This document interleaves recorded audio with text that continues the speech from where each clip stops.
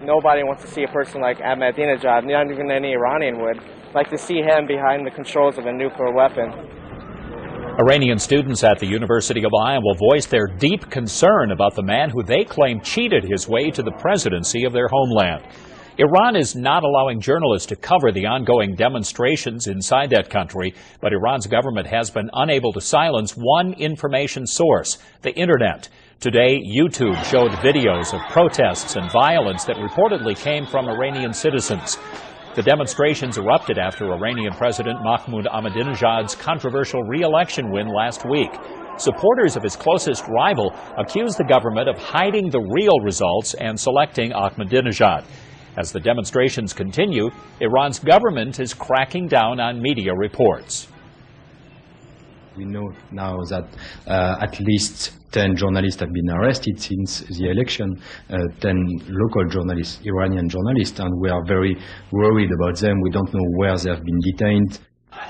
As Iran tries to cut off the information flow, its government says it considers blogging about the protests a criminal act. Iranian leaders also accused the U.S. of interfering in its affairs. Today, the U.S. State Department denied those allegations. Here in eastern Iowa, Iranians at the University of Iowa say they want President Obama and Congress to avoid recognizing the outcome of last week's election. The students claim the election was rigged, and they're calling for democratic reform in their home country. But KCRG TV9's Jamie Brinton reports that while the students hope for change, they don't expect to get it. Even from halfway around the world, these students still feel the fear penetrating their home country. I'm not sure even that my family are okay. I talk to them and they say they're okay, but you never know.